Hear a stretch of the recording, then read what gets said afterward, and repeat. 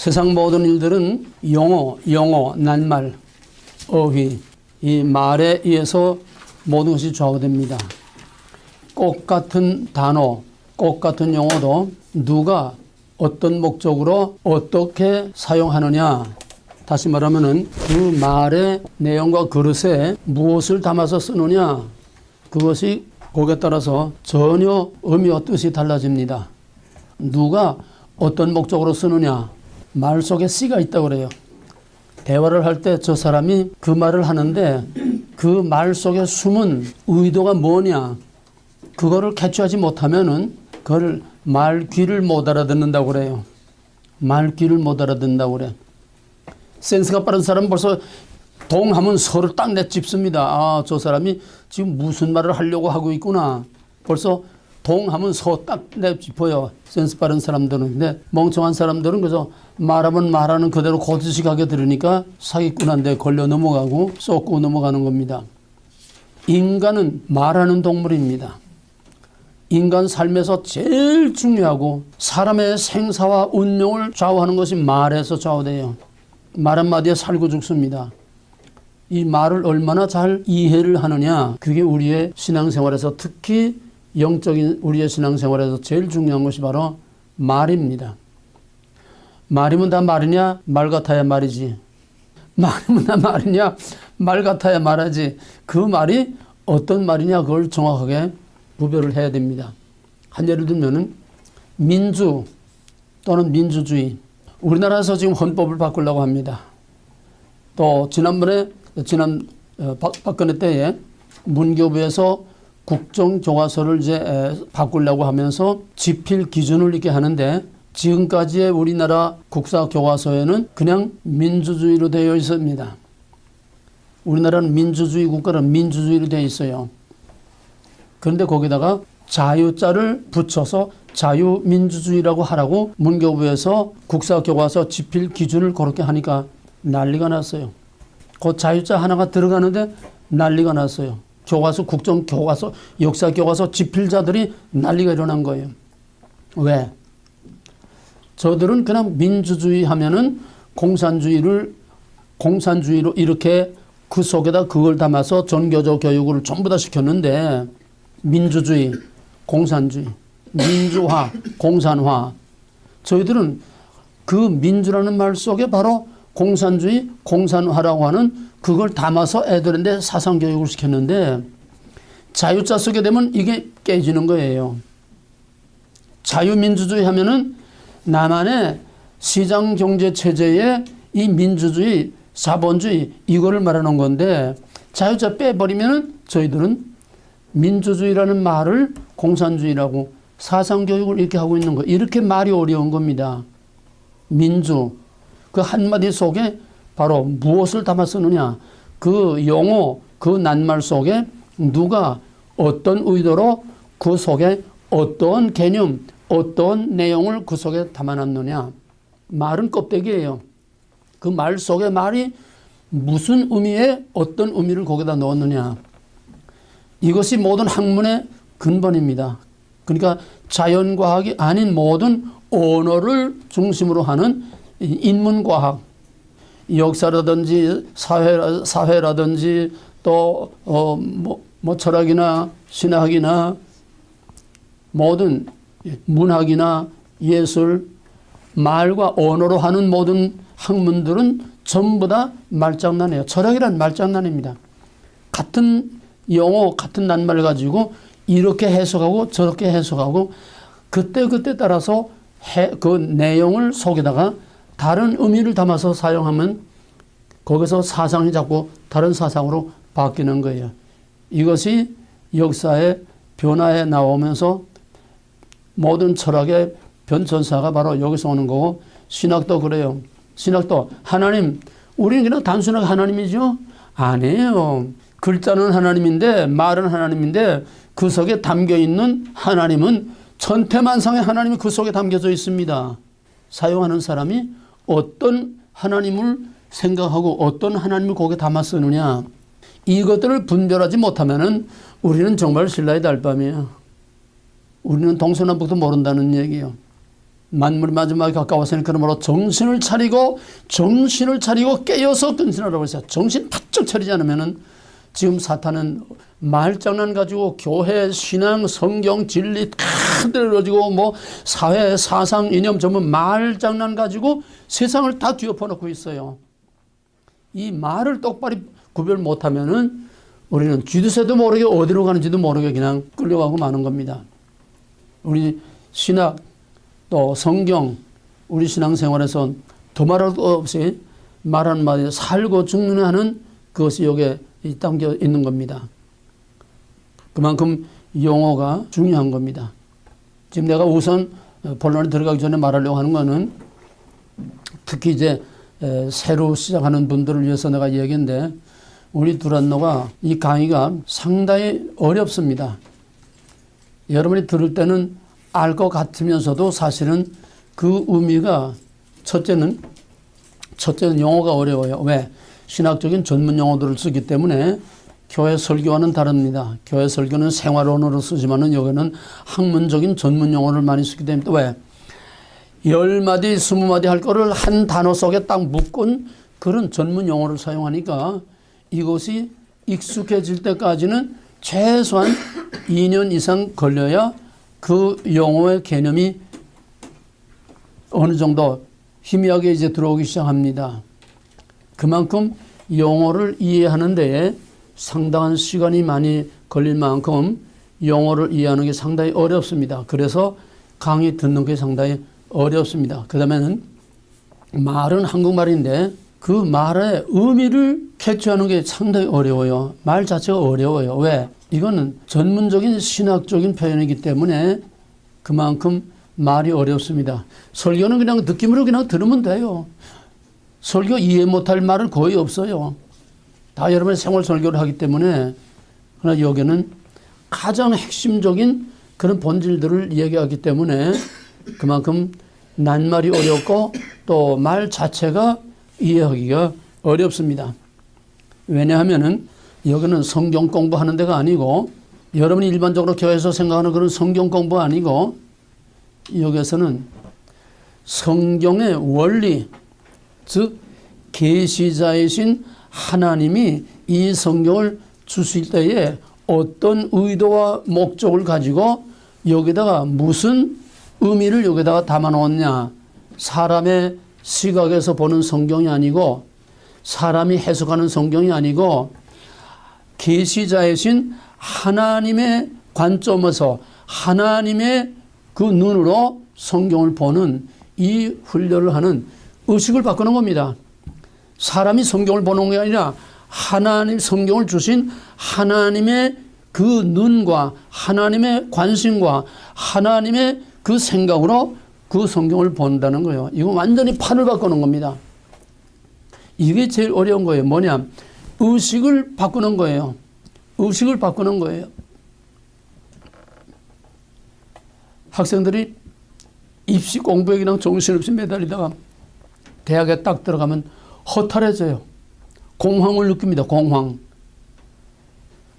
너무 입시에만 그냥 집중해서 매달려서 그냥 정신없다가 일단 대학에 딱 들어가게 되면 할 일이 없어지고 허탈해지고 공황 상태가 옵니다.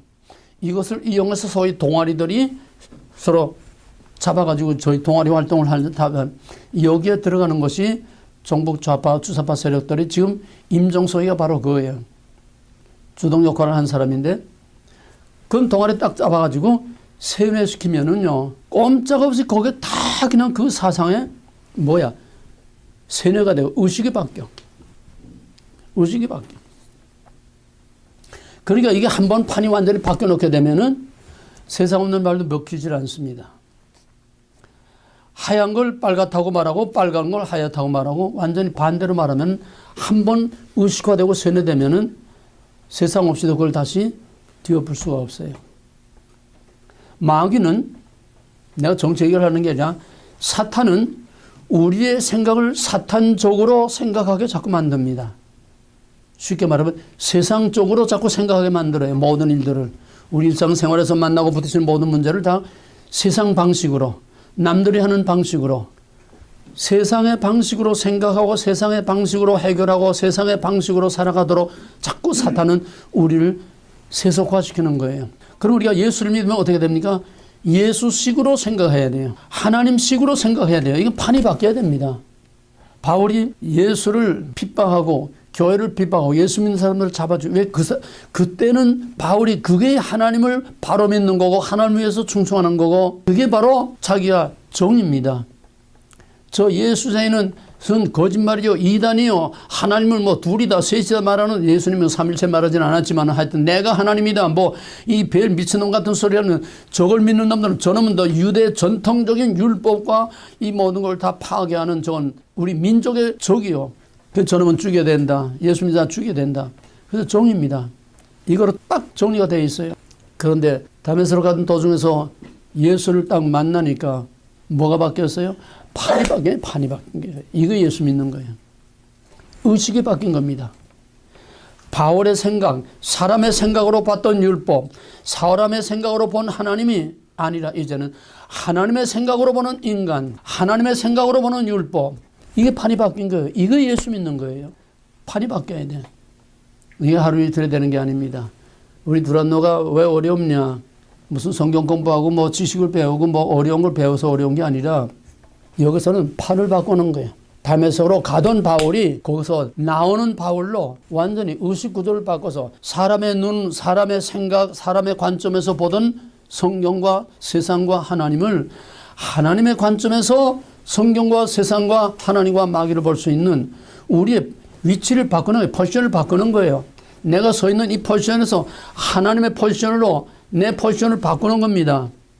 하나님의 입장에서 하나님의 위치에서 하나님의 관점에서 하나님의 목적과 의도에서 성경과 세상과 모든 걸 봐요. 이게 어려운 거예요.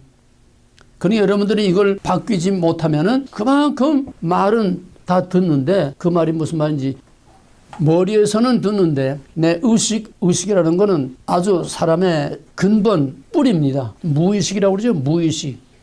의식 바탕이 바뀌는 거는 그만큼 어려운 거예요. 그러니까 그만한 훈련이 필요하고 여러분들이 그걸 바꾸려고 하는 의도가 있어야지 그냥 그저 설교 듣는 듯이 편안하게 그저 앉아서 그냥 느낌으로 듣기만 하려 가지고는 아니면 어떤 지식으로나 얻으려고 해가지고는 여기서 큰 소득을 거둘 수가 없습니다. 의식이 바뀌어야 돼요. 그러니까 여기는 성경 공부하는 게 아니라 판을 바꾸는 데다. 의식을 바꿔야 한다. 그래서 어려운 거다. 그 다음에는 왜 어렵냐 하면은 그만큼 차원이 인간의 차원에서 하나님의 차원으로 포지션을 바꾸기 때문에 그만큼 두란노의 훈련은 차원이 높고 수준이 높습니다. 이 수준이 이 과정이 어느 정도 과정인가 하면은 박사 후 과정 그러니까 박사학위 가진 즉 성경과 신학 박사학위를 가진 사람들이 그 다음에 연구하는 그 정도 수준이에요 이게. 왜냐하면 박사라고 하는 목사들 데려다고 이 강의에도 이해를 못합니다. 왜? 판이 달라서 이해 못하는 거예요. 판이 달라서 이해 못하는 거예요. 전부 신학 박사나 목사들은 전부 땅에서 사람의 입장에서 사람이 성경을 사람이 하나님을 You are 사람이 보는 성경입니다. 이게 다 설교예요. 이게 다 신학입니다. 그러니까 이 판이 바울처럼 안에 바뀌어서 하나님의 입장에서 계시하신 하나님의 입장에서 이 성경과 세상과 모든 것을 보는 관점이 전혀 하나님의 입장으로 이거 판이 바뀌어야 되기 때문에 이 판이 바뀌지 않은 사람들은 세상 없는 목사, 유명한 목사, 신학자, 박사들 다 갖다 놔도 이걸 이해를 못합니다. 판이 바뀌어야 돼요. 그러니까 이거는 수준이 대학원 수준 정도가 아니고 박사 후 과정의 연구 과정입니다. 그래서 연구원이에요. 여기는 연구원. 이 수준이 연구원이라는 이 수준이 바로 그걸 말해주는 겁니다. 연구원이라는 건 그 수준을 말하는 거예요. 어떤 사람들 왜 신학교를 안 하냐? 신학교가 아니에요. 여기는 신학교 위에 신학교 위에 신학교 위에 맨 마지막 코스로서 하는 연구원입니다. 그만큼 수준이 높으니까 여러분들이 그만큼 어렵습니다. 교회에서 설교, 교회에서 성경 공부 아무리 많이 했어도 전혀 여기는 판이 틀려요. 그러니까 그만큼 여러분들이 프라이드를 가지고 또 그런 기대를 가지고 여기에 투자를 하시기 바랍니다. 그 다음에 여기서 발견하기 좀 어려운 문제 중에 하나는 나는 배타적이고 부정적인 말을 많이 합니다. 그게 아니고 이거다. 그건 잘못된 거고 이것이 옳다. not but.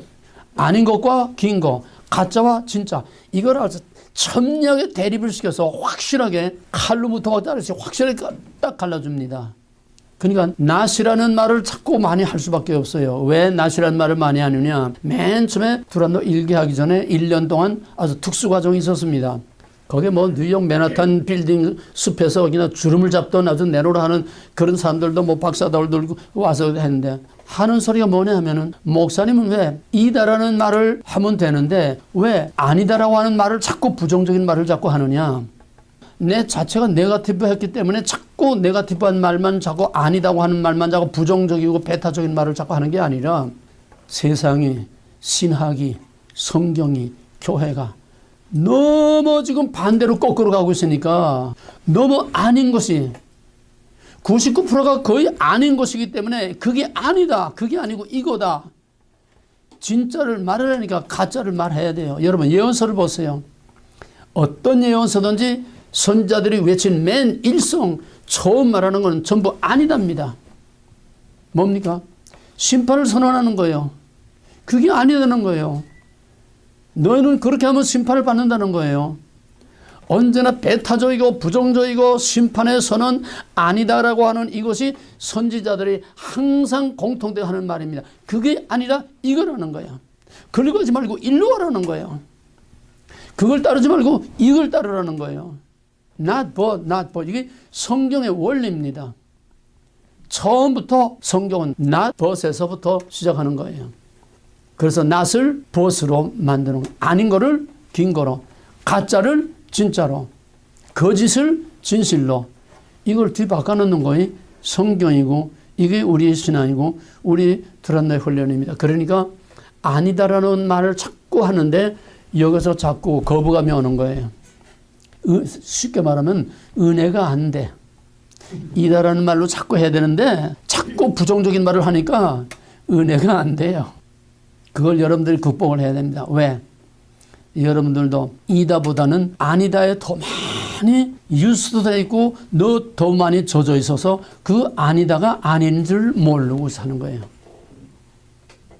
이걸 하나하나 다 걸러내야 됩니다. 하나하나 다 걸러내고 걷어내고 그 속에서 이다라고 하는 진짜. 이다라고 하는 진짜가 뭘까요? 하나님이 이다라고 하는 이게 진짜지. 세상 없는 사람이 말해도 이다라고 하는 건 가짜예요. 오직 하나님이 이다라고 한 것만이 진짜입니다. 오늘날 사람들이 이다라고 하는 것들이 너무 많으니까 그게 전부 다 이다가 아닌 거예요. 그러니까 내가 아니다는 말을 안 할 수가 없어요. 그럼 내 말이 거칠 수밖에 없고 배타적일 수밖에 없고 강할 수밖에 없고 칼로부터와 자르시기 탁탁 자르는 이런 날카로운 말을 하지 않을 수 없는 겁니다. 이거를 여러분들이 감당할 수 있어야 됩니다. 오늘날 온 세계 영적으로든지 세상적으로든지 교회적으로든지 뭐 하든 총체적으로 아니다의 샘플이 뭐냐? 우리 대한민국이에요. 전 세계 아니다가 다 압축되고 밀집돼서 아니다의 샘플이 지금 압축된 샘플이 한국입니다. 그러니까 내가 한국은 늘 말하지만 한국은 우리 부교재입니다. 코리아는 오늘의 어떤 형태로든 교회든지 정치든지 뭐든지 전부 오늘의 한국은 세계를 압축해 놓은 바로 교과서예요. 샘플입니다. 그러니까 아니다라고 하는 실제 실례 example 아니다라고 하는 그 실제를 우리가 가장 잘 알고 있는 범위에서 가장 잘 실감하고 이해할 수 있기 위해서 나는 한국 얘기를 자꾸 하게 돼요. 한국 이건 아니다. 이건 아니다. 내가 정치 얘기를 하려는 게 아니에요. 왜냐? 현실과 동떨어진 말씀, 현실과 동떨어진 진리, 그건 가짜입니다.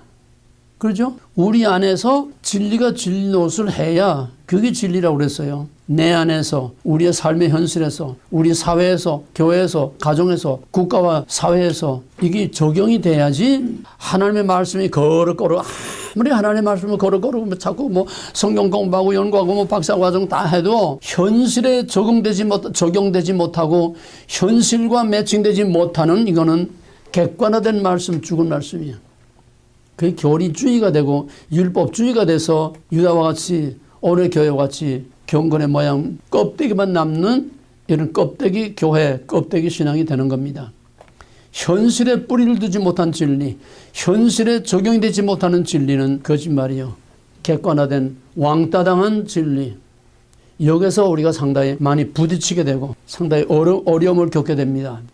나는 자꾸 현실과 여기 하나 나오면 현실하고 자꾸 갖다 붙여요. 결부시켜요. 왜? 현실과 동떨어지고 그건 허공에 날아다니는 풍선 쪼가리처럼 아무 의미가 없어요. 동떨어진 진리, 왕따된 진리, 객관화된 진리, 객관화된 하나님, 왕따된 하나님, 그거는 아무 의미가 없습니다. 예수님이, 하나님이 친히 이 땅을 밟고 이 세상에 오셨듯이 진리는 우리가 밟고 있는 땅에서 실제로 진리가 되느냐, 진리가 되지 못하겠느냐, 이거를 확실하게 적용시켜서 거기서 이거를 진짜와 가짜를 구별해낼 수 있어야 이게 바른 신앙이고 올바른 지식이고 올바른 성경이지, 현실과 동떨어진 먼 산만 쳐다보고 하나님에 관한 이야기면 카더라 남의 말 하듯이 카더라 하는 그런 이야기는 살아있는 하나님 말씀이 아닙니다. 이다라고 말할 수 있어야 돼요.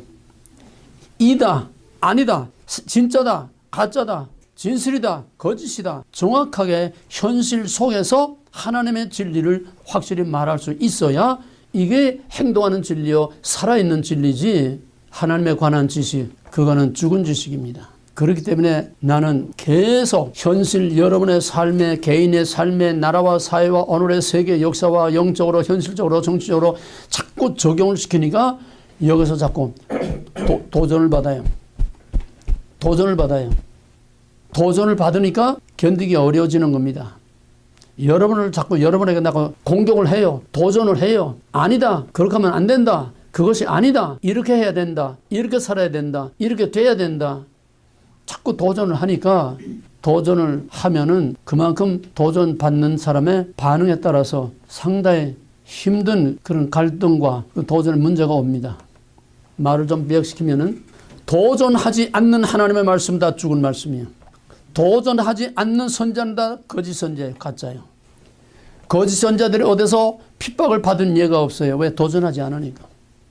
도전을 하지 못하는 목사들은 전부 다 가짜입니다. 거짓 선자예요.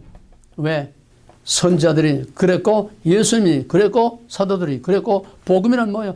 사탄의 세력들에 대한 도전이, 이게 복음이에요. 해결하라 천국이 갖고 왔느니라. 그게 아니다. 이거다. 그러고 하면 안 된다. 일로 와야 된다. 그게 너희 왕이 아니다. 여기 너희 왕이 있다. 도전이에요. 복음이란 강력한 도전입니다. 도전을 하니까 도전을 받는 거예요. 도전하지 않으면 도전 안 받아. 그러니까 하나님의 말씀을 외쳐도 아멘하고 그 앞에 엎드려 꼬꾸라지고 회개하는 역사가 일어나든지, 액셉트 받아들이는 역사가 일어나든지, 아니면은 돌이 날아오는 역사가 일어나든지, 적극적인 반응, 가든 부든 예수든 너든 적극적인 반응이 전혀 없다면 그건 죽은 말씀이에요. 하나님 말씀이 아니야. 하나님 말씀은 살아있고 생명력이 있고 골수를 찌르러 쪼개는 도전하는 운동력이 있다고 그랬어요. 파워가 있다고 그랬어요. 도전하는 파워가 있다고 그랬어요. 도전하면 도전 받습니다. 도전하면 돌이 날아옵니다. 비난이 날아옵니다. 그러니까 목사들이 무서워서 도전을 못하는 거예요. 건드리지 못하는 거예요. 아이고, 이 말 했다가는 아무 장래, 이 말 했다가 어느 집사 화가닥 뒤집히겠다. 이 말 했다가 어느 집사 끼어나가겠다. 그냥 쉬쉬하고 도전할까봐 무서워서 도전할 말거리를 그냥 하나도 두지 않고서 좋은 말만 자꾸 듣기 좋은 말만. 이게 오늘의 목회. 이 장돌배 사기꾼들이지. 이게 하나님의 종이요. 하나님의 종은 듣든지 아니 듣든지 하나님이 하시기를 원하는 말씀을 그 사람들이 받아들이든지 받아들이지 않든지 정말 그 영혼을 살리기 위해서 목숨을 걸고 그 영혼을 위해서 화살을 쏴야 돼. 말씀에 화살을 쏴야 돼. 하나님의 권위로 도전을 해야 돼. 도전하지 못하는 거는 전부 다 죽은 거짓 선자예요. 가짜들이에요. 근데 여러분들은 교회 도전 받으러 가는 게 아니라 도전을 안 받으러 가는 거예요. 웰빙, 어떻게 하면 편안하게 듣기 좋은 소리, 편안한 소리, 해피한 소리. 가짜입니다. 도전하지 못하는, 도전하지 않는, 도전이 없는 진리와 말씀은 그거는 전부 다 쓰레기요, 가짜요. 좀 더 심하게 말하면 사기. 하나님의 이름을 빙자한 사기를 치는 겁니다. 자기 비즈니스를 하기 위한 사기를 치는 거예요. 말씀 자체가 도전입니다. 왜 예수가 죽었습니까? 도전하니까 죽은 거예요. 진리가 진리 아니고가 부딪히니까 도전을 받는 거고, 도전하니까 도전 받는 거예요. 이 독사의 자식들아. 거짓에 그건 거짓이다. 이게 진실이다. 진실을 말하니까 예수를 죽인 거예요.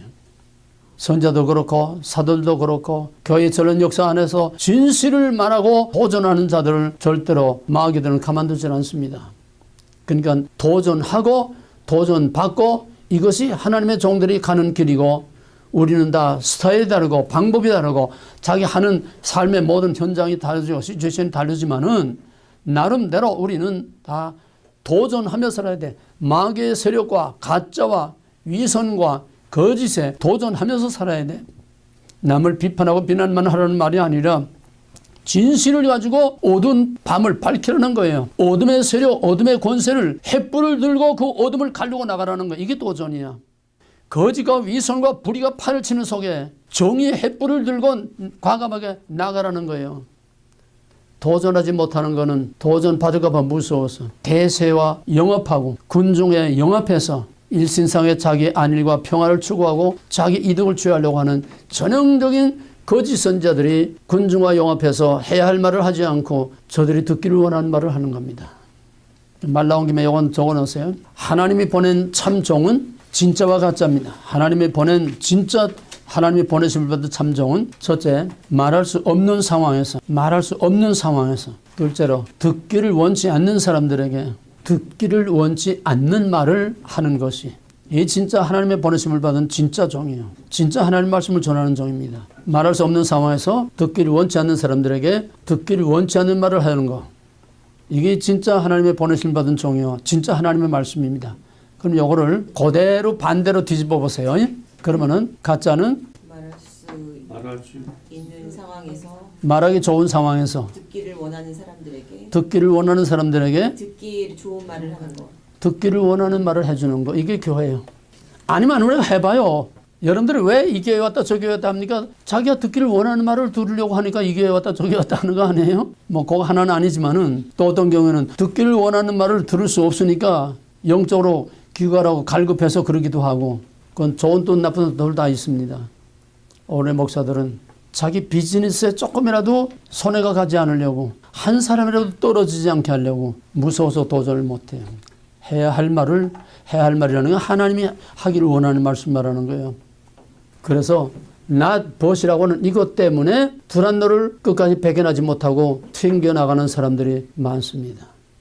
자꾸 네거티브하게 도전하니까 자꾸 편하게 말하면 은혜가 되지 못하고, 왜? 자꾸 도전을 받으니까 그게 감당하기 어려워서 결국 튕겨나가는 거예요. 이 도전을 받아내기 위해서는 맷집이 좋아져야 돼. 맷집을 길러야 돼. 맷집. 먼저 얘기해서요. 그 다음에는 여기는 지식에 전달하는 데가 아니라 이미 말했듯이 판을 바꾸는 거다. 뭐냐 하면 나는 여러분에게 지식을 전달하는 교수도 아니고 학자도 아니고 목사도 아니고 이래라 저래라 하는 도덕적인 교훈을 하는 사람도 아니고, 나는 여러분의 영혼 하나하나에 내가 목숨을 거는 겁니다. 여러분의 영혼 하나에 목숨을 거는 거예요. 그것 때문에 내가 이 목이 다 나가도록 이렇게 외치는 겁니다. 신학교나 대학 교수들은 그냥 자기 할 말하고 뛰고 나가서 마지막 시험 치고 점수만 내주면 자기 할 일 하는 거예요. 듣든지 안 듣든지 이게 장사꾼 아니에요? 내가 여기 목숨을 걸고 왜 싫다는 소리를 해가고 왜 미움을 받아가면서 여기서 이런 힘든 얘기를 하느냐. 여러분, 영혼 하나하나를 치유하고 싸매고 고치고 죽은 영혼을 살려서 정말 펄펄 뛰는 폭포를 뛰어 올라가는 세이몬과 같이 그런 펄펄 살아 뛰는 여러분의 강력한 영혼으로 길러내기 위해서, 여러분의 영혼을 살려내기 위해서 내가 여기에 목숨을 거는 거예요. 여기는 지식을 전달하는 데가 아닙니다. 그러니까 여러분도 사느냐 죽느냐 하는 여기다가 목숨을 걸어야 돼. 나와 함께 사느냐 죽느냐 하는 목숨을 여기다 걸고 해야지, 그냥 구경꾼처럼 교회 뒤에 앉아서 팔짱 끼고서 설교하는 교회 관광객 같은 그런 식으로 편안하게 분위기만 즐기는 그런 분위기 관광객이 되면 안 돼. 여기에 생사를 걸어야 됩니다. 내가 여기서 정말 사느냐 죽느냐, 더비오나 더비, 네디더케이션, 사느냐 죽느냐 그것이 문제로다. 하나님이 원하는 사람이 되느냐, 더비 되느냐, 이게 중요한 거지. 믿음이란 하나님에 관한 지식을 하는 not to know, 어떤 도덕적인 선회하고 봉사하고 구제하고 선교하고 뭐하고 하고 not to do.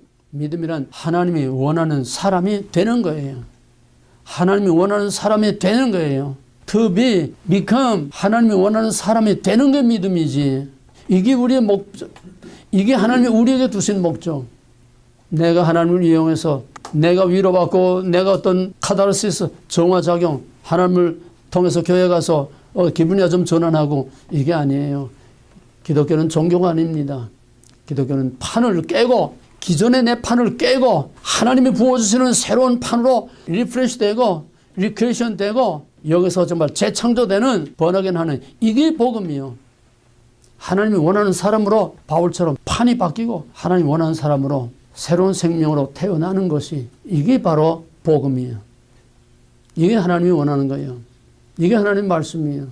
그 다음에는 일단 여러분이 등록하고 여기 오면은 선생과 학생의 관계가 아니고 함께 살고 함께 죽는 한 몸으로서 한 그리스도의 피를 나는 형제요, 내 자식이요, 내 자식입니다. 그러니까 나는 여러분들을 학생 취급하기면 내 자식 취급을 하는 거예요. 그러니까 이제부터는 뭐 여기선 더더구나 뭐 무슨 집사 권사 이런 건 아예 애당초 여기선 절대 사용하지 않습니다. 성 다 떼버리고 그냥 이름만 불러요. 이름 남님아 어색하지? 응?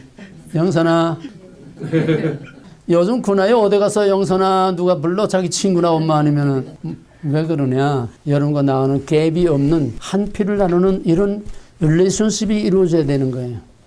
어떤 격식, 체면, 어떤 그런 위선 이런 거 가지고 갭을 두면 안 돼.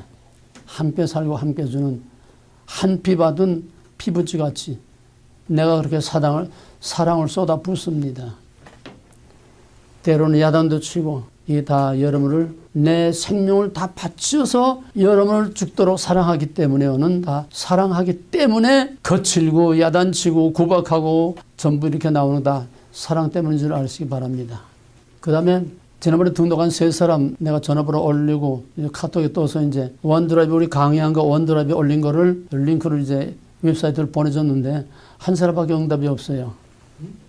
카톡을 안 본다는 얘기야. 카톡을 안 한다는 얘기야. 우리의 커뮤니케이션의 도구는 카톡입니다. 왜? 일주일에 한 번 만나는 게 아니에요. 일주일 내내 우리는 서로 교류하고 교감 가지고 또 내가 강의한 거를 원드라이브에 올려놓고 여러분한테 내가 카톡으로 사이트를 보내줘요. 웹사이트를 보내줘요. 이메일도 보냈지만 이메일은 뭐게 자주 안 보잖아. 카톡은 항상 이제 스마트폰을 가지고 다니니까. 그러면은 언제 어디서나 거기에 웹사이트를 클릭하면은 바로 쉽게 강의실로 들어갑니다. 여기에 강의한 파일들 거기에다 떠요. 5개가 지금 떠 있어요. 그럼 거기에서 그거를 클릭해서 자기 스마트폰에다가 다운을 받아놔야 돼. 거기서 직접 들으려면 안 돼요. 그 와이어러스 될 때밖에 안 나오고 또 와이어러스 안 되는 데는 인터넷 그 비용이 나갈 수가 있어요. 그러니까 자기 원드라이브에 거기서 다운 받아서 자기 스마트폰에 그걸 세이브해 놓게 되면은 언제 어디서든 항상 들을 수가 있어. 이걸 활용하지 않고는 들어도 공부 못 합니다. 여기 강의 한 번만 들어가지고는 절대로 안 돼요. 일주일 내내 들어야 돼요. 외울 거 외워야 되고 또 자꾸 들어서 이거를 유스도 해야 됩니다. 분위기에서 또 그 모든 말의 흐름 속에서 이해가 되더는데 자꾸 들어서 자꾸 익숙하게 해야 돼요. 익숙하게. 내가 이 강의 한 번 하기 위해서도 이렇게 공부를 합니다. 이렇게 공부를 하고 또 내가 지금 9기니까 10기니까 이제 10번째 하는 거 아니에요? 꼭 같은 강의 10번 하는 거 아니에요 지금? 내가 교재 만들어서 내가 한 것도 이 강의하기 위해서는 6기에서 강의한 거, 7기에서 강의한 거, 8기에서 강의한 거 다 이거를 또 듣고 자꾸 들어서 전체적으로 내 안에 푹 절어서 내 안에 그림이 이루어져야 내가 강의하는 거예요. 근데 여러분 한 번 듣고 뭐가 남아요? 한 번 듣고 저 오레곤에서 4년 동안 꼬박꼬박 왔던 서울법대 나온 목사님이 있었는데 그 양반은 워크맨 그때 테이프 때니까 워크맨 차고 어디 가든지 하여튼 일주일 내내 워크맨 차는데 평균 최소한 한 번 강의를 일주일 동안에 20번을 듣는다고 그랬어요. 이건 투자한 것만큼 자기가 걷어갑니다. 투자하지 않고 여기 와서 그저 생통으로 와가지고 1시간 여기 강의 듣는 거 가지고는 여러분에게 남는 게 없어요. 왜? 여기는 너무 퀄리티가 진하기 때문에, 엑기스가 너무 진하기 때문에, 또 너무 갑자기 어려운 말들을 많이 하기 때문에 이거 자꾸 들어서 듣고 또 듣고 들으면 알죠. 돌아서면 남는 게 없어요. 다 잊어먹고. 계속 이걸 자꾸 들어서 이게 앙금이 가라앉듯이 세이브되어 들어가야 자꾸 세이브 쌓여 나가야 됩니다. 한 번 듣고 할래가 좀 도저히 따라갈 수가 없어요. 왜? 시간마다 아주 헤비급 정말 중량급 중요한 것들이 그냥 계속 쌓여 나가는데 이걸 그때그때 충분히 이해하고 소화시켜서 쌓아 올라가지 않고는 날마다 새 것이 나오는데 시간마다 새 것이 나오는데 그걸 감당할 수 없어요. 시간 가봐야 과정 가봐야 남는 게 없습니다. 남는 게 없다는 건 여러분에게 변화가 없다는 거예요. 여러분의 성장이 없다는 거예요. 그러니까 부지런히 듣고 또 카톡으로 항상 나하고 커뮤니케이션을 할 수 있도록 나와의 인간관계를 맺으라는 얘기예요. 인간관계. 그 다음에 4년이라는 것이 부담스러워서 엄두도 못 낸 사람이 있는데 사기생 중에 그런 사람이 있어요. 맨 처음 오리엔테이션하고 이게 이제 4년 걸린다 하니까 야 이게야 정말 한번 해볼 만한 거다. 뭔 소리인지 알겠어요? 4년을 해야 한다니까 이게야말로 한번 해볼 만한 거다 이거예요. 4년 한다니까 겁이 나서 아이고 나는 못하겠는데 떨어져 나가는 사람이 있는가 하면은 4년을 한다니까 여기선 정말 이거 하나 하면 뭔가 뿌리가 빠지겠구나. 꽃 같은 것도 어떻게 생각하고 받아들이냐에 따라서 이런 차이가 나는 거예요. 4년 하기 때문에 한번 도전해 볼 만하다. 그만한 가치가 있다. 이거 하고 일회성 그냥 반짝하고 몇 마디 하고 넘어가는 세미나 이게 아니라 이건 근본적으로 뭔가 한번 판을 바꾸는 그런 충분한 가치가 있다 해서 그래서 드란노를 했다는 사람이 있어요. 또 이것 때문에 겁이 나서 드란노를 못하고 떨어져 나간 사람도 오리엔테이션 처음 과정에 그런 사람들 수도 없이 많고 한번 도전해 보기 바랍니다. 카이로스. 여러분은 이미 카이로스에 꼬리를 잡았어요. 카이로스 꼬리를 잡아서 이제는 그 카이로스가 계속 시간마다 새로운 카이로스라고 하는 엄청난 하나님의 은혜를 여기서 낚아채야 됩니다. 그리고 이 과정이 다 끝나고 원하는 사람들은 신학과정 한 코로 하면은 이거 전부 다 신학교 학점으로 다 올라갈 수, 신학교 학점으로 트랜스퍼가 됩니다. 그럼 이걸 다 신학교 댕긴 거로 성적표를 그대로 다 받아주고 그 다음에 추가로 몇 과목 더 이제 추가하면은 드란노를 졸업한 것으로 신학교 졸업장을 줍니다. 그건 내가 주는 게 아니에요. 신학교에서 주는 거죠. 그러니까 한번 꼭 신학교가 목표가 아니더라도 여러분들이 정말 마지막까지 끝까지 꼬리내서 승리하시기를 바랍니다. 자, 그럼 오늘은 성경 중에 제일 중요한 거, 오늘 오리엔테이션 서론이 너무 길어져서 좀 안 됐지만은 오늘 시간 가는 데까지 하고 이건 어차피 다음 시간 다음 주제까지 연결이 돼야 됩니다. 아까 이제 맨 처음에 영어가 중요한 말을 조금 했는데 그 중에서 오늘 다룰 제목은 구속과 구원. 구속과 구원 어떻게 다르냐. 예, 이걸 구멍을 양쪽으로 보게 뚫렸어요. 양쪽으로 보게 구멍을 뚫렸으니까 양쪽으로 펴놓고 들으세요. 특히 구원과 구속과 구원의 보충, 그 보충 자료에 집중해서 들으시기 바랍니다. 자, 이제부터 좀 속도를 내겠어요. 왜 구원이 필요한가? 그거는 첫째로 왜 구원이 필요한가 그 말은 구원이란 무엇인가 하는 말과 마찬가지예요. 구원이란 뭐냐? 왜 구원이 필요하냐? 성경은 모든 인간은 즉 아담에게서 태어난 모든 인간은 다 죄인이라고 하는 절대적인 전제에서 출발합니다. 이게 성경의 인간관입니다. 모든 인간은 죄인이다. 왜? 여기 선악을 알게 하는 동산 중앙에 있는 나무 선악을 알게 하는 나무 열매를 먹지 말라. 먹는 날에는 정령 죽으리라. 죽음을 걸고 한 언약입니다. 고대 언약은 다 저주 언약입니다. 먹는 날에는 죽으리라. 죽음을 걸고 한 언약이에요. 근데 그 언약을 깨서 그러니까 죽어야 돼. 그러면 아담에게서 낳은 자들은 다 죽어야 돼. 그러면 하나님이 창조해놓고 전부 다 죽이기만 하면 인간 창조가 헛된 것이 되고 하나님 날마다 인간을 만들고 죽이고 그 다음에는 모든 아담의 후손들은 다 죄인이라는 겁니다. 왜? 범죄한 아담의 후손은 자동적으로 다 죄인이 됩니다. 죄의 삭은 사망이라 먹는 날은 정령 죽으리라. 그 죄를 지음으로 모든 사람에게 죽음이었으니 로마서 5장 12절 한 사람의 범죄로 모든 사람에게 죄가 미치고 모든 사람이 죄인 되었으므로 모든 사람에게 죽음이 이르렀다. 한 사람의 원리입니다. 성경은 한 사람의 원리, 이걸 대표성의 원리라고 합니다. 오늘 중요한 용어들이 많이 나옵니다. 거기 까만 고딕으로 한 거 특별히 여러분들이 그걸 깊이 새겨야 됩니다. 앞으로 계속 사용하는 중요한 용어니까. 대표성의 원리. 즉 아담이 죄인이므로 아담은 우리의 대표입니다. 그러므로 아담의 모든 후손은 다 아담을 따라서 죄인으로 태어납니다. 자기가 선을 행하고 안 하고 상관없이 자기의 행위와 상관없이 아담의 후손은 다 죄인으로 태어납니다. 아담이라는 말은 무슨 말이냐? people, 사람이란 말이에요. 아담이라는 말은 두 가지입니다. 하나는 그때 하나밖에 없으니까 그 개인의 고유명사, 개인의 이름이에요. 맨 처음 창조된 그 남자의 이름이 아담입니다. 동시에 그 아담이라는 말은 아담에게서 태어날 모든 사람을 총칭하는 집합명사입니다. 집합명사. 개. 그러면 지금 여기 살아는 그 개만 아니라 앞으로 그 개가 개에게서 태어날 모든 것도 다 개예요. 개에게서 나온 건 개입니다. 소에서 나온 건 소입니다. 뱀이 나온 건 뱀입니다. 아담에서 나온 건 아담이에요. 죄인에게서 나온 건 죄인입니다. 이게 죄가 모든 사람에게 아담의 원죄가 모든 사람에게 전가되는 죄의 전가라고 해요. 원죄의 전가라고 하는 겁니다. 이게 일반적으로 이해하기 어려운 거예요. 내가 무슨 죄를 졌길래 내가 죄인이라고 그래. 교회가 맨날 죄인 하고 있으면 보도 전도하는 사람들 이제 처음 전도하게 되면 당신 죄인입니다. 지옥 갑니다. 예수 믿어야 지옥 가지 않습니다. 아니 내가 무슨 죄를 졌길래 날더러 죄인이라고 그래. 이거는 원죄를 말하는 겁니다. 내 행위와 상관없이 우리 조상 아담이 죄를 지었기 때문에 우리는 날 때부터 죄인으로 태어나는 거예요. 죄 삭은 사망이다. 정령 죽으리라. 바로 그 죄를 지은 아담의 후손은 본인과 자의와 상관없이 타의로 아담으로 태어나는 겁니다. 여러분들은 다 아담이에요.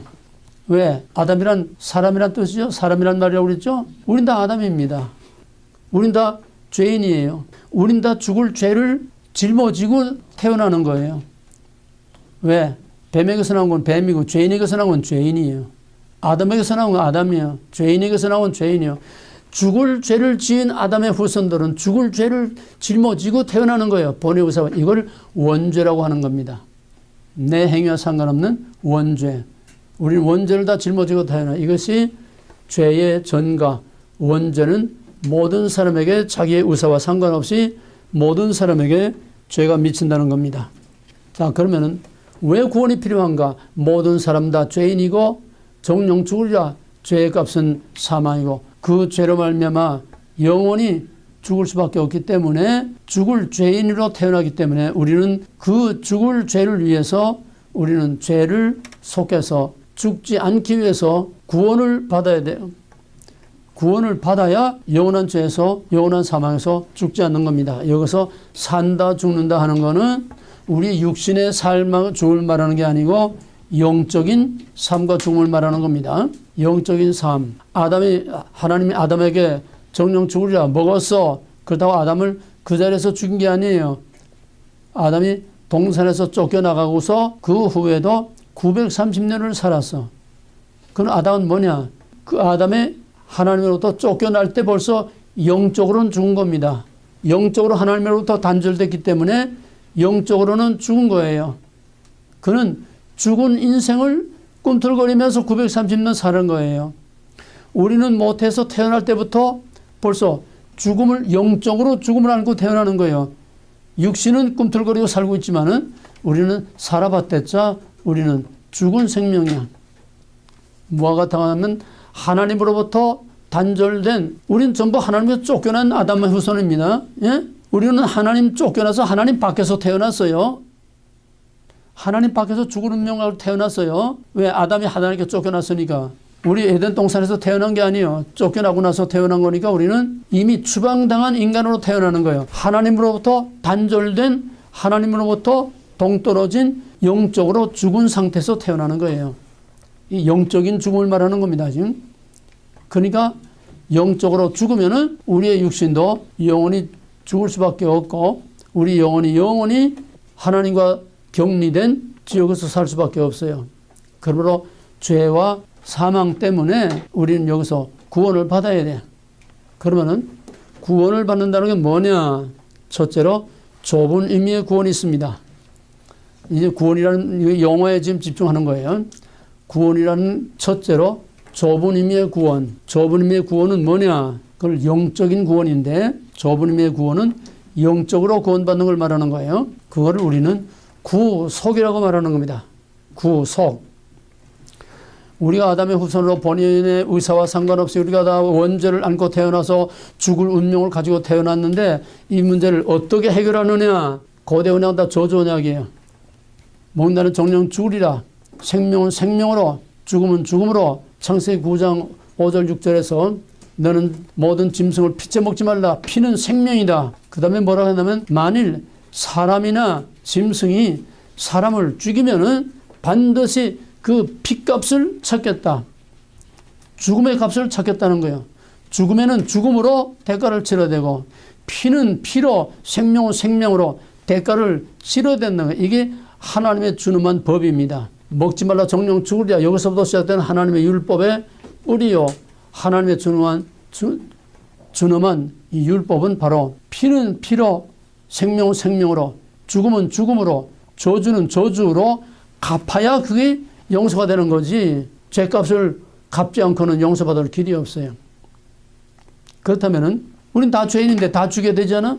우린 다 죄인이니까 다 죽어야 되잖아. 물론 영적으로지만은 영적으로는 다 죽어 있어요. 그러나 결국은 영적으로 죽은 자는 육신도 영원히 사망의 몸으로 영원한 지옥불에서 죽음의 삶을 살 수밖에 없기 때문에 하나님이 우리를 다 죽일 수 없으니까 피값을 우리가 치러야 되는데 내가 내 죄값을 치른다고 내가 그 용서받을 수는 없어. 왜? 내 죄값을 치르면은 내 생명을 버리면은 내가 죽고 아무것도 없잖아요. 내가 내 죄 문제를 해결할 수 없어. 죄인이 죄의 문제를 해결할 수 없어. 그러면 정령 죽으라는 준엄한 하나님의 법은 이건 바꿀 수 없습니다. 먹는 날은 죽으리라. 모든 죄의 삭은 사망이다. 죽어야 한다. 아담의 후손은 다 죽음을 안고 태어난다. 그러면 이 죽음의 문제를 어떻게 해결해야 되느냐. 누군가가 대신 죽어줘야 돼. 누군가가 내 대신 조금 죽어줘야 돼. 그런데 내 대신 죽어줄 사람이 없어. 왜냐? 모든 사람이 다 죄인이기 때문에 죄인이 죄인을 대신해서 죽어봐야 그 죄가 용서가 안 돼. 그러면은 죄 없는 자가 그 죄를 대신 짊어지고 죽어야 그 죄인이 용서가 되는 겁니다. 이게 대속의 원리예요. 이해가 됩니까? 그러면 죄 없는 인간이 누굽니까? 죄 없는 인간은 하나님이 사람으로 오신 예수 그리스도 하나님의 아들밖에 없어요. 그러니까 예수를 믿지 않고는 구원받을 수 없다고 하는 것은 예수님이 우리 죄를 대신해서 우리 죽음을 대신해서 죽었고 우리가 받을 저주를 대신 받고 십자가에서 매달려서 저주의 죽음을 했기 때문에 우리는 우리의 죽음의 값을 예수님이 대신 치러줬어. 그래서 우리는 그 예수를 믿음으로 예수와 함께 죽은 곳으로 간주가 되는 겁니다. 이해가 되겠어요? 예수를 믿음으로 예수가 내 대신 죽음으로써 내가 그를 믿는다는 것은 예수 안에서 내가 영적으로 예수와 함께 죽은 것으로 하나님이 간주해서 우리 죄값을 치른 거야 되는 거예요. 내가 치른 게 아니라 예수 안에서 예수를 믿음으로 예수 안에서 내가 죄의 형벌, 죽음의 형벌을 치른 것이 되는 겁니다. 이것이 원죄를 사함받는 것. 이거를 우리가 흔히 구원이라고 하는데 이 구원은 영적인 구원이지 육체 구원을 말하는 게 아니에요. 우리는 아직 육체 구원 못 받았어요. 영적으로만 구원을 받은 겁니다. 이렇게 해서 영적으로 구원을 받아서 우리의 죄를 우리는 여전히 영적으로 구원받았다고 해서 예수 믿고 구원받았다고 해서 예수는 우리 대신 다 죄를 짊어지고 죽었다고 해서 우리 죄가 없어진 건 아닙니다. 우리 죄가 없어지는 게 아니에요. 원죄가 없어지는 게 아니에요. 이걸 잘 이해를 해야 됩니다. 예수 믿고 구원받았다고 해서 나 자유 얻었네, 나 자유 얻었네. 예수 믿고 구원받았다고 해서 우리 죄가 없어진 게 아니에요. 예수님 우리 죄를 사했다고 해서 우리 죄가 없어진 게 아닙니다. 우리는 여전히 죄인이에요. 그 위대한 바울도 디모데후서 1장 15절에서 내가 죄인 중에 괴순이라. 이거는 내가 과거에 교회를 핍박하고 잔해했던 과거에 이런 죄인이었다가 아니에요. 현재 동사입니다. I am chief of sinners. 나는 죄인들 중에 두목이다. 현재 죄인들 중에 괴수로 나는 죄인으로 살고 있다는 거예요. 우리가 예수 믿고 구원받아서 모든 죄를 사함받았다고 해서 이걸 지금 다 약장사처럼 팔고 선전들 하고 있는데 착각하면 안 돼요. 우린 죄 사함받은 게 아니에요. 우린 죄가 없어진 게 아니에요. 우리 의인이 된 거 아니에요. 우리 여전히 죄인이에요. 바울은 죽을 때까지 죄인으로 살다 죽은 겁니다. 원죄는 예수를 믿음으로 그 원죄를 사함받았다고 하는 것은 이 땅에서 내 죄가 없어지는 게 아니라 그 예수를 믿음으로 그 믿음을 보시고 하나님께서 죄를 없다고 봐주시는 거예요. 죄가 없다고 봐주시는 거예요. 의롭다고 봐주시는 거예요. 죄를 안 보고 못 본 척하고 지나친다는 거예요. 모세가 시내산에 하나님의 영광을 보여달라고 할 때 시내산에 올라가서 여호와의 영광이 그 앞으로 휙 지나갈 때 내가 큰 손으로 내 얼굴을 가리고 내가 휙 하고 지나갈 테니까 너는 내 영광에 뒤만 볼 것이라. 왜? 모세는 죄인이에요. 죄인이 거룩하신 하나님의 영광을 볼 수도 없지만은 보면 그 자리에서 죽어요. 그뿐만 아니라 거룩하신 초월하신 하나님이 시내산에 강림하시는데 짐승이나 사람이나 가까이 하면 죽어. 그런데 어떻게 하나님을 볼 수가 있어? 그러니까 하나님이 모세가 죽지 않도록 큰 손으로 모세 얼굴을 가려서 덮어서 덮다. 이게 바로 은혜입니다. 모세의 죄를 덮고 못 본 척하고 지나가셨다. 죄를 못 본 척하고 지나가셨다. 그거를 간과라고 합니다. 간과. 그 죄를 죄가 있지만은 그 죄를 못 본 척하고 지나가셨다. 죄를 간과하심으로 그를 의롭다고 봐주신 거예요. 그거를 칭의라고 합니다. 간과 칭의. 원죄 또 대표성의 원리, 원죄의 전가, 그 다음에 예수를 믿음으로 구원을 받는다는 뭐냐? 영적인 구원이다. 이거는 우리의 죄를 없앤 게 아니고 우리의 죄가 그냥 있지만은 우리 그냥 원죄를 가지고 사는 거예요. 미워하고 서로 헐뜯고 그냥 죄를 짓고 사는 거예요. 그러나 하나님께서 우리 죄를 못 본 척하고 죄를 보지 않고 덮어서 가려고 우리를 의롭다고 봐주신 것이요. 죄를 간과하심으로 우리에게 의롭다고 봐주시는 칭의를 선언하셨습니다.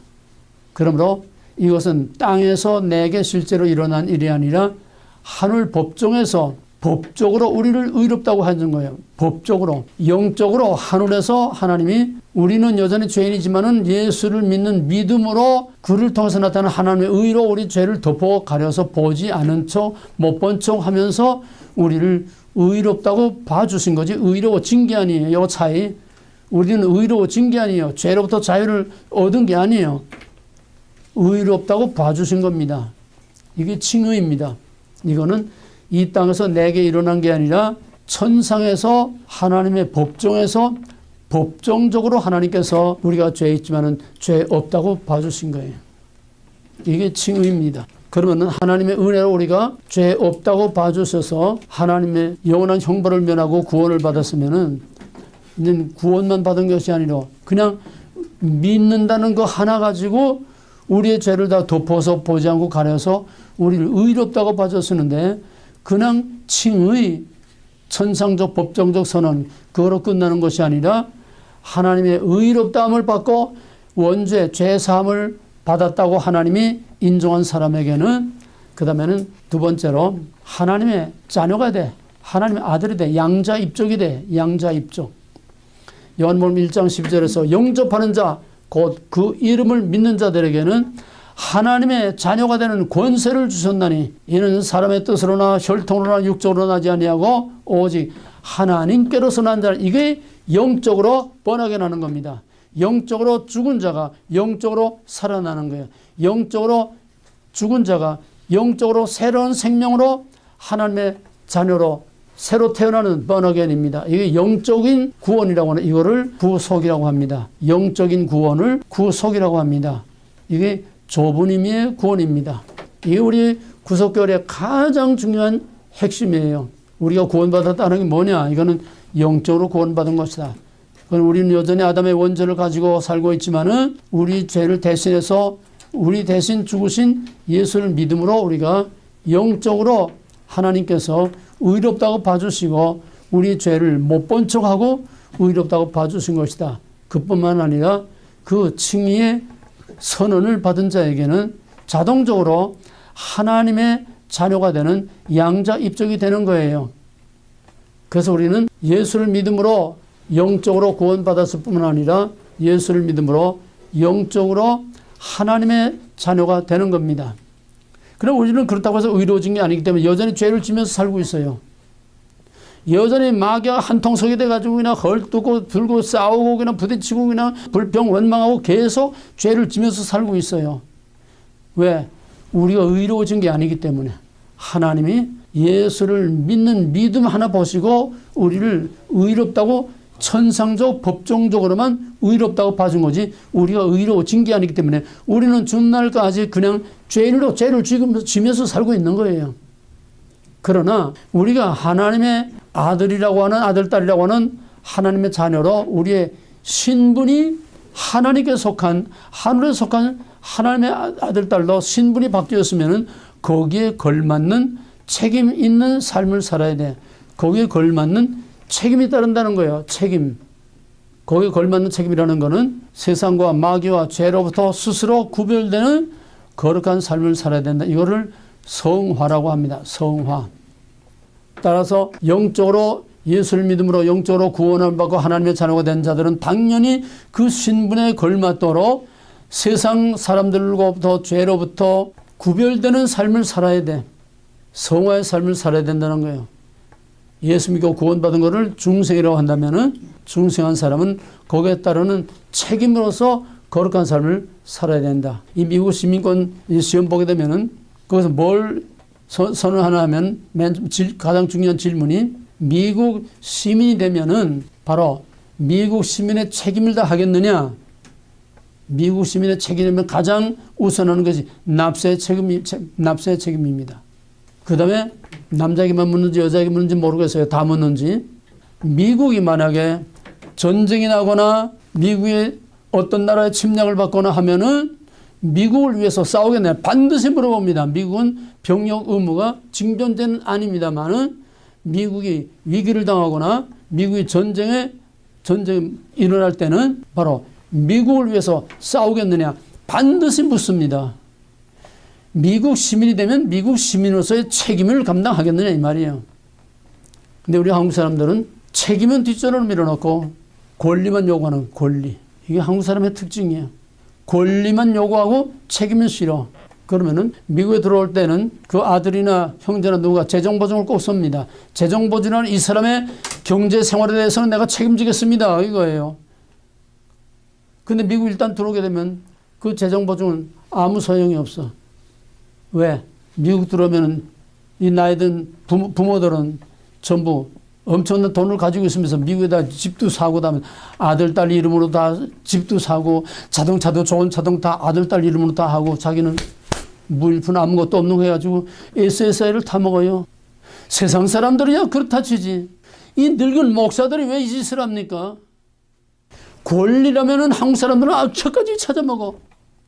책임이라고 하면 뒤를 쑥 빠져. 책임이 가장 큰 책임 뭐냐? 투표입니다. 그건 투표보다도 권리예요. 당연한 시민의 권리인데 미국의 소수민족 치고 한국 커뮤니티처럼 투표율이 낮은 민족이 없어요. 투표율이 제일 낮아. 자, 권리는 다 찾아먹어. 이 노인들은요. 약값이 보통 평균 잡아서 약값이 한 달에 2,000불 내지 3,000불 약을 타다 먹습니다. 한 달치 소화제 한 병이 900불이에요. 소화제 한 달치가 900불짜리야. 이 약, 저 약 지금 노인들 70대, 80대 되면 보통 7가지, 10가지 약을 먹습니다.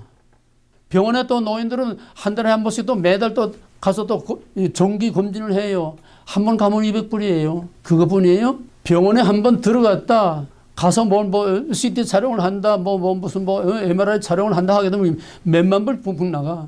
뭐 수술했다 하게 되면 그냥 몇만 불 퍽퍽퍽 그냥 나가요. 이 보험 없는 사람은 그냥 집 한 채 홀로 날아가는 건 금방이야. 가서 큰 수술하고 뭐 하게 되면 끝까지 10만 불, 20만 불 홀로 날아가요. 무서워요. 미국의 의료비가 워낙 비싸니까. 그런데 이 노인들은 엄청난 미국의 돈을 몇십만 불씩 그냥 막 먹고 한 달 평균 보통 노인 간호 있잖아. 왜? 노인 간호 하게 되면은 노인은 그 혼자서 보통 3,000불, 5,000불을 매달 까먹습니다. 미국 정부 돈을 먹어요. 그러면은 간병이 오게 되면 간병이 2,000불 또 나가죠. 노인 한 사람이 5,000불, 10,000불씩 한 달에 매달 나가. 그렇게 권리를 다 찾아매면서 미국을 위한 책임은 전혀 안 진다는 거예요. 너희들 일어나니까 세금이 없겠지만은 투표를 해야 되잖아. 미국 시민이 돼가지고 미국 국가도 모르는 한국 커뮤니티 무슨 식을 하게 되면은 한국 국가하고 미국 국가가 부르네. 한국 국가는 다 불러. 미국 국가 부르면 아무도 못 불러. 미국 국가는 독창이 나와서 합니다. 이게 미국 시민이에요? 우리 신앙생활은 하나님의 자녀가 되고 우리의 죄사함을 받은 의롭다 인정을 받고 하나님의 자녀가 되면 그러면 하나님의 자녀의 권리만이 아니라 책임이 따라와야 됩니다. 책임 있는 삶을 살아야 됩니다. 근데 우리는 책임을 다 져버리고 그저 복 그냥 권리만 요구하고 있어요. 은혜, 사랑, 그저 자기를 그냥 케어주고 돌보기만 요구하고 있어요. 마지막 한 가지만 더 하고 끝나겠습니다. 그럼 우리가 구원받았다는 건 무슨 구원? 영적 구원. 무슨 구원? 영적 구원. 다 대답하세요. 무슨 구원? 영적 구원. 그건 어디서 일어난 거예요? 천상. 어디서? 천상적 법적. 천상적 법정적 선언입니다. 천상적 법정적 선언은 첫째, 의롭다고 인정해주는 죄를 없다고 봐주시는 칭의. 칭의의 선언이요. 빵빵빵. 살인범인데 분명히 살인범인데 재판관이 무죄 빵빵 때렸다는 이게 칭의입니다. 그 다음에 칭의의 선언을 받으면은 자동적으로 어떻게 돼? 책임. 하나님의 자식 되는 하나님의 자녀로 입양되는 양자, 하나님의 양자로 승격이 돼. 신분이 승격이 돼. 이건 영적인 보증입니다. 그러나 우리가 구원받았다는 영적인 구원이에요. 우리의 육체가 구원받았어요? 못 받았어요? 못 받았어요. 그 증거가 뭐예요? 우리 육신이 구원받았어요? 못 받았어요? 못 받았어요. 우리 육신이 구원받았다 하면은 우리 육신까지 구원받았다고 하면은 우리 육신은 죽지 않아야 돼. 병도 들지 말아야 돼. 교통사고가 나서 툭툭 털고 일어나. 총 맞아도 벌떡 일어나야 돼. 게임하는 것 같이. 우리 육신은 아직 구원을 못 받았습니다. 구원을 누리지 못하고 있어요. 그럼 뭐냐? 우리 육신은 언제 구원받아요? 재림. 주님 오실 때에 부활 때에. 부활 때에 다시는 병들지 않고 늙지 않고 썩지 않고 죽지 않을 몸으로 변화되는 그때에 우리의 육신의 구원이 확실히 됩니다. 우리가 구원받았다는 영적으로 천상적으로만 받은 거예요. 우리의 육신의 구원은 칭의와 양자라고 하는 이 천상적 법정적인 선언을 받은 자에게는 지금은 아니지만은 마지막 종말에 우리의 육신을 구원해 준다고 하는 부활에 대한 보증이 되는 겁니다. 천상적 법정적 선언, 이거는 칭의와 양자와 부활을, 칭의와 양자와 부활에 대한 보증이 된다는 거예요. 이건 천상의 법정적으로 하는 게 이 땅에서 우리는 몰라. 우리에게 어떤 아무것도 변화가 없어. 우리의 육신의 구원은 영적으로는 우리가 구원받았지만 육신적으로 우리의 실생활에서 이 세상에 사는 모든 삶에서는 우리는 구원을 누리지 못하고 있어요. 그럼 우리에게는 어떤 도움이 되느냐? 영적으로 구원받고 영적으로 하나님의 자녀가 된 자들에게는 종말에 육신의 구원의 보장이 될 뿐만 아니라 부분적으로 불완전하지만은 종말에 나타날 또 하나님의 자녀라고 하는 거기에 따르는 신분에 따르는 하나님의 보증의 한 그림자로서 이 땅에서 육신의 구원도 부분적으로 누릴 수 있습니다. 육신의 구원을 부분적으로 누릴 수 있어요. 왜냐? 내가 지금 한국 나이로 85세, 85살인데 하나님 내 육신의 구원을 지금 보장해주고 있습니다. 왜? 85살이면 지병, 뭔가 병을 다 가지고 있어요. 성인병, 고혈압이든지 당뇨병이든지 몸에 병을 가지고 있어요. 나는 내 몸에 병을 가지고 있잖아. 무슨 검사해도 다 깨끗합니다. 내시경 검사, 대장암 검사 다 해도 다 깨끗해요. 혈압 없어요. 당 없어요. 다 깨끗해요. 몇 달 전에 피 검사하니까 이제 피가 깨끗하대. 콜레스테롤 약 먹을 필요가 없대. 피가 깨끗하대. 하나님의 육신의 구원의 보장을 내가 지금 완전하지 않지만 부분적으로 누리고 있습니다. 내가 1997년 처음 이제 목사에서 대관령 이제 가다가 자세히 얘기 못 하겠어요. 우리 부목사가 운전하다가 대관령 가기 전에 진부라고 하는 또 큰 고개가 있어요. 거기서 차가 굴렀는데 길바닥에서 두 번 바까닥 봉고 찼다. 바까닥. 그것은 낭떠러지 거기에 6바퀴를 그냥 따가닥 그랬어. 차는 그냥 줬다 놓은 슈쪽으로처럼 되었고, 내가 지금 척추가 3개가 나갔습니다. 그때 척추가 3개가 나갔어요. 완전히 그냥 짓눌러져가지고. 척추 2개는 완전히 50%. 40일 동안 병원에 입원하면서 항생제 하나 안 썼고, 약 하나 안 먹고, 딱 한 가지 먹었는데 소화제만 먹었어요. 왜? 발에 추를 매달아가지고, 2다리 추를 매달아가지고, 그냥 꼼짝 못하고 이러고 그냥 두루노만 있으니까, 판대기 깔고 두루노만 있으니까, 예비어제 소화제만 아무것도 주사 안 맞고, 약 하나 안 맞고, 항생제 한 번 안 맞고, 아니, 그런 병원이 어디가 있어요? 40일 동안 그냥 그러다가 나와서. 주치의가 이거는, 그러니까 아침마다 이제 의사가 해진하잖아요. 그 주치의가 주렁주렁 달고 이제 해진하잖아요. 해진하면 나한테 와서 하는 게 없어. 다리 들어버려. 왜? 이거는 100% 신경마비가 오는 거니까 다리 들어버려. 들어봐. 발가락 해버려. 발가락. 그냥 나가. 척추가 나가면은 3대가 척추가 나는데 디스크만 돼도 마비가 오는데 척추가 3대가 그 중에 2개가 완전히 짜버려서 50%가 되는 척추는 살아나지 않습니다. 척추는 눈처럼 한번 밟으면 그대로 그냥 되지 살아나지 않아요. 근데 나는 지금 엑서사이즈, LA 피트니스 가서 이런 운동도 하고 심한 운동만 못하지 다 하고 오늘까지 내가 건강하게 살고 있어요. 육체의 구원에 대한 보증을 부분적으로 받고 있는 겁니다. 그러나 궁극적으로는 그래도 언젠가 병들어 죽어요.